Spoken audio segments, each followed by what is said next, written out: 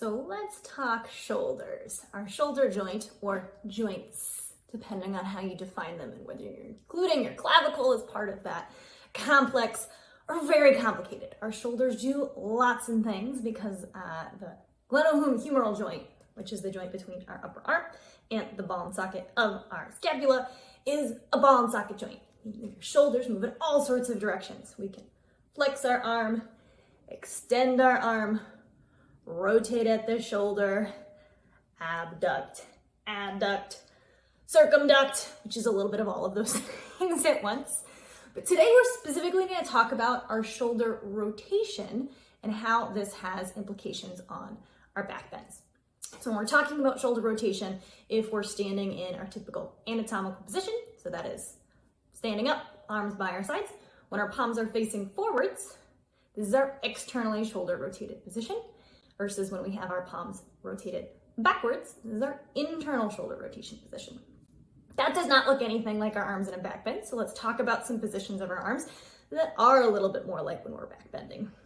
So if we've got our arm extended in front of us, our elbow in front of our shoulder, when that forearm is parallel to the ground, this is more of our neutral position.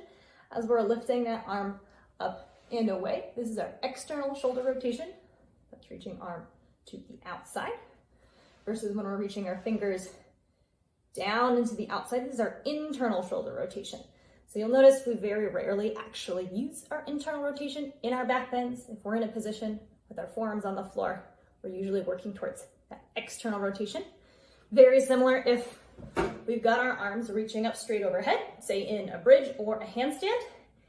If our armpits are starting to face towards the outside, maybe palms are facing outside, maybe fingers are starting to rotate in towards each other, this is our internal rotation. Generally, this is not a position we want to be in.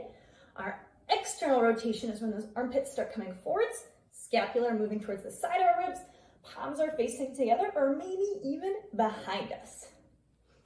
So let's talk about why that external shoulder rotation is great for our bridges and all of our other back bends. So there are two reasons that we care about keeping our shoulders externally rotated in various back bending positions. Reason number one is because by externally rotating our shoulders, we're physically moving our shoulder blades, or our scapula, away from our spine towards the sides of our ribs.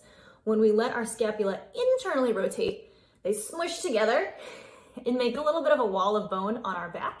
And our upper back, which does not like to bend very much in the first place, sure as heck is not going to bend when it has an entire wall of bone in it. So let's look at that specifically from two different positions.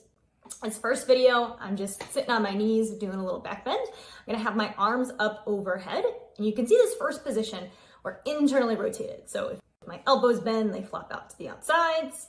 You can see I get a little bit of a bend here, not too much. This is what it looks like from the back. So looking at those shoulder blades smushing together, you can see my upper back doesn't bend that much. Most of the bend is coming from the very bottom of my ribs. Conversely, if we externally rotate and I hug those armpits towards the outsides, you can see my scapula slide away from each other, and I get a little bit more of an arch. So it's a lot more pronounced from the side. So this time armpits are forwards, elbows bend to the front, much bigger arch through that upper back. So we can even look at both of those positions together, side by side. So we see on one side our internal rotation, the no-no position, and our external rotation, where you can see I'm able to get a little bit more of a back bend out of that upper back. We can also apply this to our bridge. So a common mistake beginners make is letting their shoulders slightly internally rotate. And this is very common if your fingertips are pointing towards each other. This is, again, smushing your shoulder blades towards your spine, making that wall of bone. Also may not be very comfortable in your shoulders. So if you're trying to push into a deeper bridge in this position, you're gonna get a little stuck. Might feel pinchy in the top of your shoulders. You might even be smushing one of your nerves a little bit, which is no good. So we want to make sure shoulders are nice and externally rotated. Index fingers pointing all the way towards feet, outsides of your armpits really wrapping towards the front end of your mat. And here's a video where you can see me going back and forth between that internal and external rotation in my shoulders. And you can pay special attention to those armpits. Every time those armpits are facing forwards, that's really wrapping my shoulders towards the sides of my ribs. Every time they're flaring out to the sides, that's when my shoulder blades are smushing together. If you try this yourself, you may notice one position's a little more comfortable than the other. The second reason external shoulder rotation is really helpful, especially in positions where we've got our elbows bent, is because it helps with balance. So if we are in a position with our elbows bent, the more we can externally rotate our shoulders, we're increasing the length of the lever arm we can balance on, versus when we let our shoulders start to come towards that internal rotation when elbows flare to the outside, we've made that lever arm much smaller. It's gonna be a lot more challenging. This still applies to positions when our arms are overhead, those elbows are not bent. By externally rotating our shoulders, we're engaging a lot more of those little muscles in our rotator cuff that are keeping our shoulder blade nice and stable and not wiggling around. So your balance is gonna be a lot stronger in these positions versus when we're in that internally rotated position. You can even try this in your handstand. I guarantee pulling your scapula towards the side of your spine, and of course, always pushing the floor away for proper handstand technique, is gonna feel a lot more stable. So how can we get used to finding this external shoulder rotation when we're in our back bends? I really start working with this in puppy pose with students because it's a little less confusing. Once we add our bridge, we're upside down, the directions start to feel a little backwards. So let's start in our puppy pose first. So starting on hands and knees, hips are gonna stay on top of those knees as we walk our arms forwards, arms staying straight. And then first, let's find our internal shoulder rotation. So we'll call this our no-no position, at least for the purposes of our back bends. There's nothing wrong with doing a puppy pose with internal shoulder rotation, but for the purposes of our goal of working on our external rotation, working on that extra shoulder and upper back flexibility, it would be more correct to do your puppy pose with external rotation.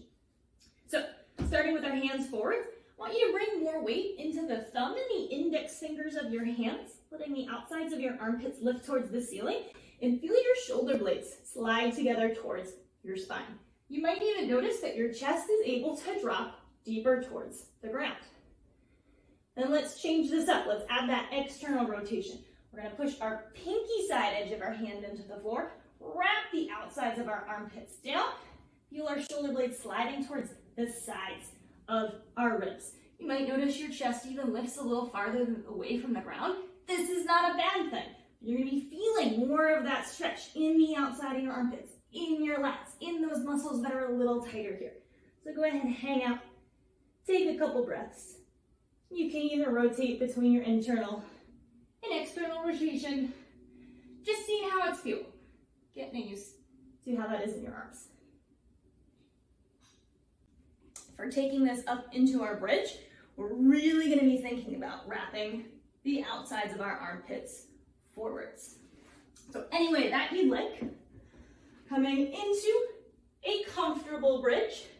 And to make sure our shoulders are externally rotated, I'm going to make sure both of my index fingers are pointing forwards towards my feet. If they're pointing in towards each other, those elbows can bend to the outside. This is our internal shoulder rotation or no-no position. So if I try to push forward, it's going to be a little pinchy in the tops of my shoulders, not going to be very back bendy. But if I rotate those hands, hug the outsides of my armpits towards the front of my chest so they're pointing towards the front of the mat, I'm going to feel that deeper stretch in my lats. And from here, I can more comfortably do a couple nice rocks in my bridge and a little bit more access of that upper back and my shoulder flexibility. So again, if my armpits are out to the sides, if those elbows bend to the sides, that's our no-no position, that's our internal rotation. But if we're wrapping our shoulder blades towards the side of our ribs, we bend those elbows and they bend towards the front of the mat. This is our external shoulder rotation. This is our nice strong weight-bearing position for our back bends. So next time you're in one of your back bends, either your puppy pose or your bridge, give some of that playing around with your shoulder rotation a try. Try that internal rotation, try that external rotation. See if you can feel the difference of where your shoulder blades are moving around on your back.